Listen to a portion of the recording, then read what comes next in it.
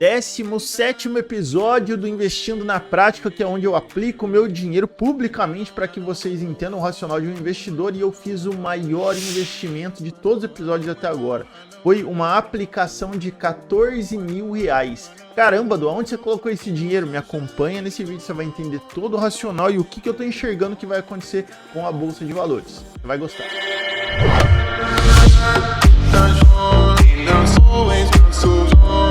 Fala pessoal, tudo bem com vocês? Aqui é Eduardo Stetner, criador do canal Rico Nessa Vida, e sem mais delongas, esse é o 10º episódio do Investindo na Prática, que é onde eu coloco meu dinheiro publicamente. Eu invisto publicamente para que vocês vejam como que o investidor pensa. Assim, ó, conforme os movimentos do mercado, o investidor tem que saber mais ou menos como que ele faz essas modificações, como que ele rebalanceia a carteira, como ele interpreta os fatos, e a ideia é justamente te dar essa clareza para que você possa aprender. Mais uma vez eu repito, a ideia é que não é que você me copie, a minha realidade é completamente diferente da sua. Você pode ter muito mais dinheiro ou menos dinheiro, e às vezes o que eu tô fazendo aqui não se aplica diretamente a você, mas você pode entender o racional por trás do que eu tô fazendo e aplicar ele direto na sua carteira, beleza? Então vamos lá, pessoal.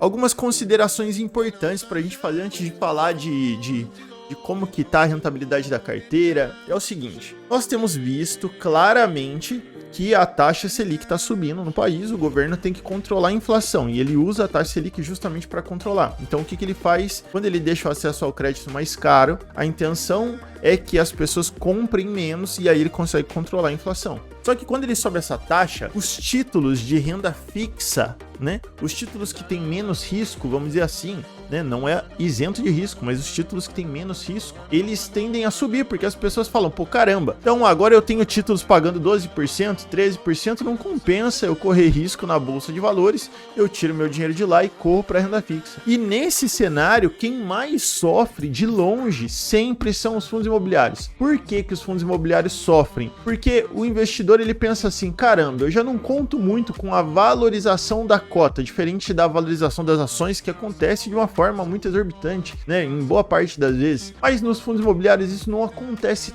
tanto assim na mesma proporção. Então o investidor que entra em fundos imobiliários, ele vai lá mais contando com os dividendos, com os aluguéis, vamos dizer assim, do que com a própria valorização da cota. E aí ele fala, caramba, mas eu tenho então um fundo imobiliário que tem risco e vai me pagar talvez 7, 8% ao ano, e agora eu tenho uma renda fixa pagando 13%, não faz sentido, e muitas vezes o investidor vende aqui, ele não aguenta essa queda, porque os fundos imobiliários começam a cair, e ele vai lá comprar renda fixa.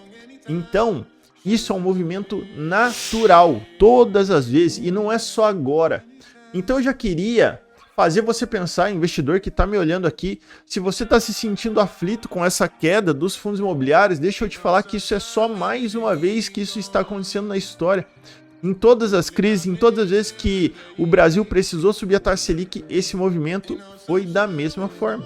E se você está pensando no curto prazo, você vai perder dinheiro. Se você está pensando no longo prazo, é apenas mais uma oportunidade de comprar. Então, essa já é a primeira observação.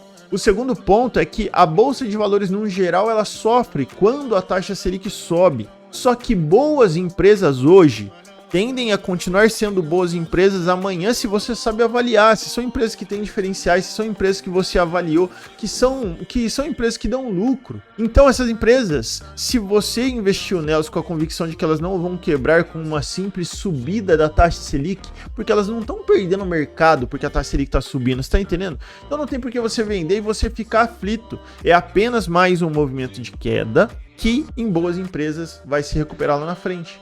Então para de ficar aflito, para de ficar pensando em vender. Caramba, você está começando a investir agora, você está dizendo que você é um investidor de longo prazo, te ensinaram isso, ou você vê isso com frequência aqui no canal porque é o que eu prego, e no meu Instagram também. Inclusive, se você não me segue no Instagram, você podia me seguir no Instagram, né? E se você não é inscrito no canal, você já poderia ter se inscrito, né? Você fica vendo todos os vídeos e você não se inscreve. Por quê?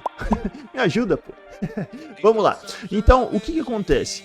Pô, você fala que é um investidor de longo prazo, e aí na primeira queda você já pensa em vender? Pô, mas que tipo... Você tá entendendo que tem alguma coisa de errado?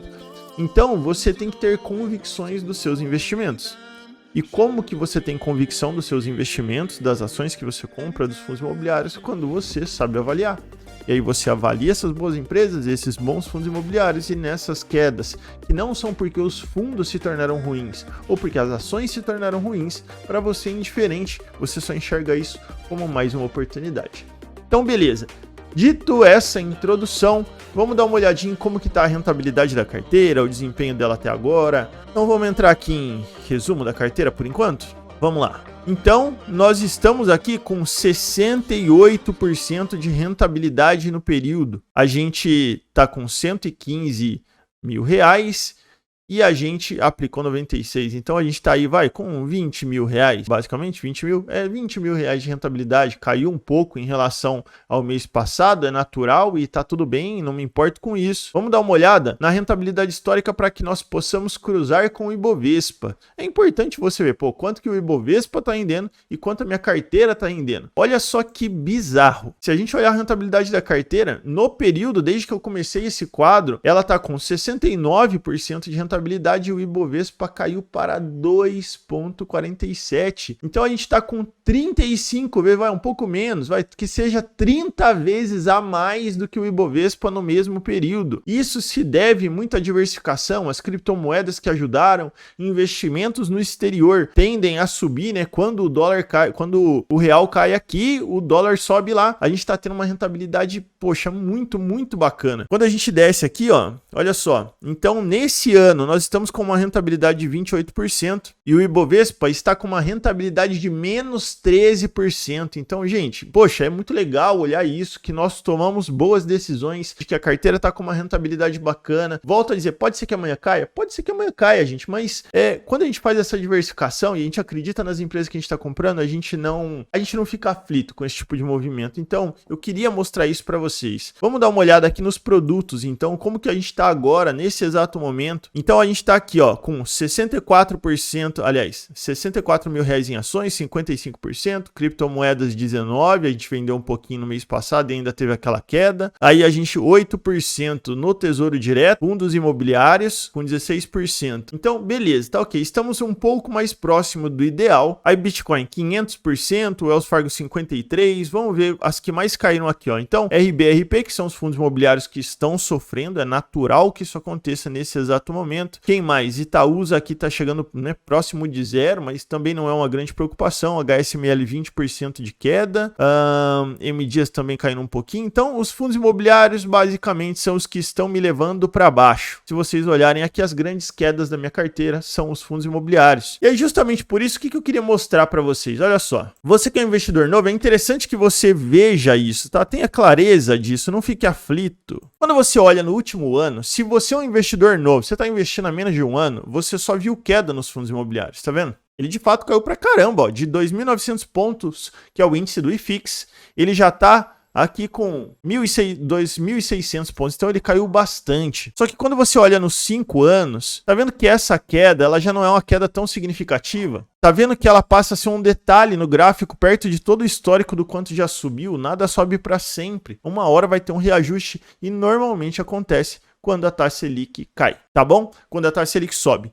Então, olha só, os fundos imobiliários, pensa assim, você comprou 2 casas e aí você teve que abaixar o aluguel por conta da pandemia. Mas a casa continua sendo a casa, quando tudo voltar ao normal, você vai voltar a receber. Os fundos imobiliários são do mesmo jeito. Dado esse cenário, vamos dar uma olhada aqui, por exemplo, BCFF. O que eu queria que vocês enxergassem aqui junto comigo para você entender a minha linha de raciocínio.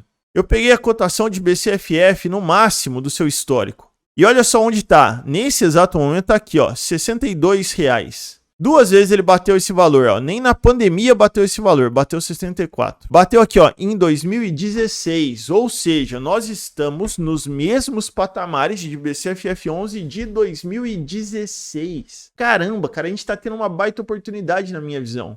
Para quem tem caixa, para quem se prepara, para quem tá ganhando dinheiro fora da bolsa de valores, tá juntando dinheiro lá todo mês bonitinho. E se preparou com caixa para poder investir. Dito isso, o que eu fiz? Eu olhei para esse cenário e eu falei, caramba, Eu estou enxergando uma grande oportunidade em fundos imobiliários. Pode ser que caia ainda mais, porque a taxa Selic ela vai continuar subindo. Se ela vai continuar subindo, existe a possibilidade dos fundos imobiliários continuarem caindo.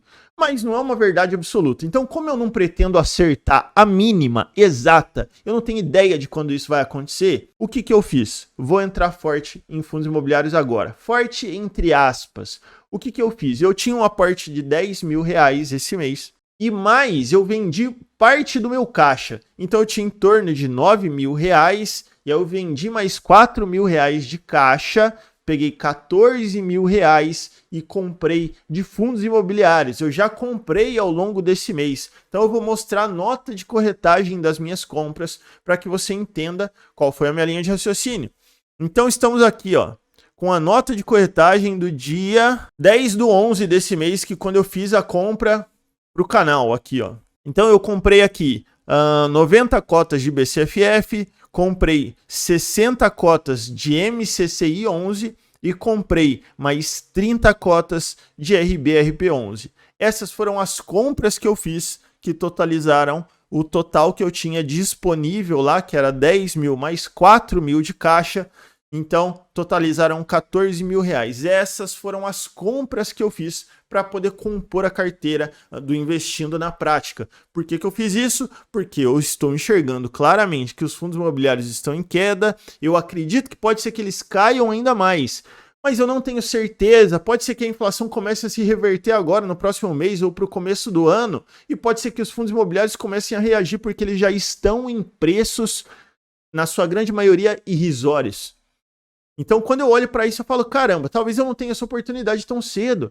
Quando a gente teve essa última oportunidade, foi lá no auge da pandemia. Então, no auge da pandemia, pô, eu aproveitei, mas não aproveitei tanto assim. Agora eu olhei e falei, caramba, eu acho que agora é a hora de dar uma revertida nos fundos imobiliários. Então, me desfiz. Afinal de contas, me desfiz de parte do meu caixa. Por quê? Porque caixa serve exatamente para isso. Quando você enxerga uma oportunidade, você se desfaz de parte do seu caixa para você poder comprar, enfim, os ativos que você enxerga que estão num bom momento. E foi exatamente isso que eu fiz. Eu acho que faz sentido para mim.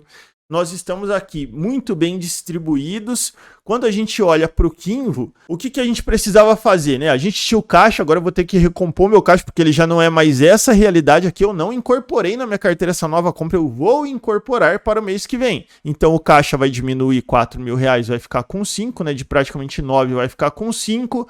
Os fundos imobiliários vão subir 14.000, então vão deixar com que a minha carteira fique ainda equilibrada, porque, pô, normalmente o ideal seria em torno de 60% de renda variável. Aqui eu tô com 75%. Então, se eu colocar aqui em FIIs, ele já vai dar uma equilibrada melhor na minha carteira, eu vou ficar mais tranquilo em relação a essa divisão. E, enfim, pessoal, foi essa divisão que eu achei que eu tinha que fazer. A rentabilidade da carteira tá bacana, estamos com quase 30 vezes a mais no mesmo período do que o Ibovespa. Então, eu tô muito feliz. Eu só queria saber de você, se você tá entendendo a linha de raciocínio, se você tem alguma observação, alguma coisa que você não entendeu, que você faria diferente, que você tem dúvida, você fala, caramba, não faria sentido fazer esse outro tipo de movimento, por favor, manda aqui, isso vai ser maravilhoso para eu poder contribuir, né, para eu poder bater papo, entender o que vocês pensam.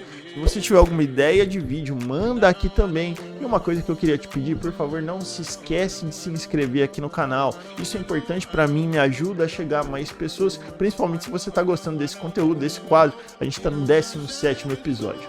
Beleza, pessoal? Bom, então, muito obrigado por ter me acompanhado até aqui e eu espero você no próximo vídeo.